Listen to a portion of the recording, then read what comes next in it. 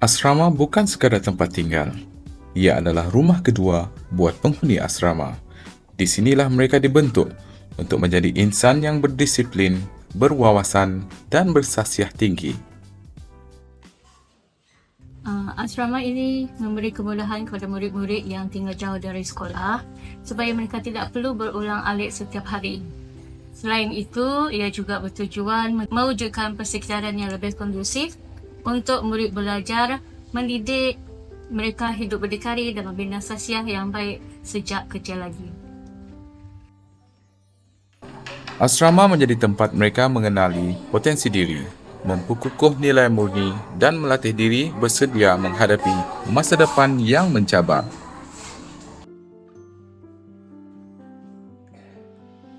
Saya suka tinggal di asrama karena saya belajar hidup berdikari dan mengurus masa dengan lebih baik. Sebenarnya banyak kelebihan tinggal di asrama. Murid belajar untuk mengurus diri sendiri, mematuh jadual harian dan hidup secara harmoni dan hidup dalam satu keluarga. Mereka juga membina kemahiran sosial dan semangat kerjasama. Dan selain daripada itu, suasana pembelajaran yang lebih tersusun di asrama dapat membantu mereka lebih berfokus terhadap pelajaran. Mereka bukan hanya dipantau, tetapi dibimbing dan menjadi individu yang bertanggungjawab, sabar dan berdisiplin. Di sinilah mereka belajar bahawa kejayaan bermula dengan disiplin diri. Kami memastikan aspek kebajikan murid sentiasa dijaga. Setiap hari biasanya warden akan memantau keadaan murid, jadual makan, waktu belajar dan waktu rehat mereka. Kami juga mengadakan aktiviti riadah dan sesi kaunseling sekiranya perlu. Segala kemudahan seperti bilik tidur, bilik air dan dewan makan diselenggara dengan baik demi keselesaan murid. Dewan makan pula menyediakan makanan berkhasiat untuk tenaga seharian.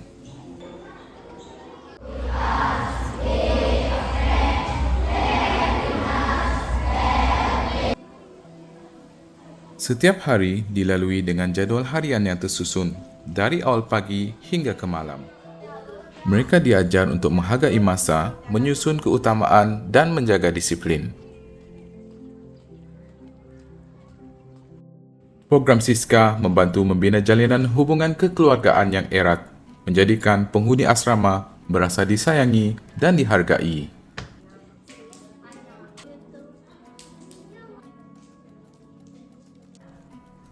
Mereka didedahkan kepada pelbagai aktiviti luar, khusus kepimpinan pengawas, ceramah kebersihan kendiri, program kebudayaan dan sukan yang membentuk keyakinan diri, nilai murni dan empati sesama insan. Cabaran yang paling besar adalah membantu murid menyesuaikan diri, terutamanya murid tahun 1 yang baru pertama kali tinggal berjauhan daripada keluarga. Rasa rindu, suka tidur malam atau takut gelap kadang-kadang menjadi cabaran awal.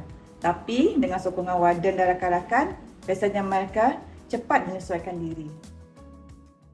Asrama melatih murid supaya lebih berdisiplin, bangun awal atau bersiap tepat pada masa, menjaga kebersihan persekitaran dan mematuhi peraturan. Kehidupan bersama rakan-rakan juga mengajar mereka nilai hormat menghormati, tolong-menolong dan bertolak ansur. Pengalaman saya sebagai seorang pelajar asrama di bangku sekolah telah mengajar saya bagaimana untuk berdikari, contohnya dari segi pengurusan diri dan pengurusan masa. Pengalaman inilah yang telah membentuk siapa diri saya yang sekarang. Saya berharap murid-murid asrama dapat menjadikan pengalaman ini sebagai satu latihan kehidupan.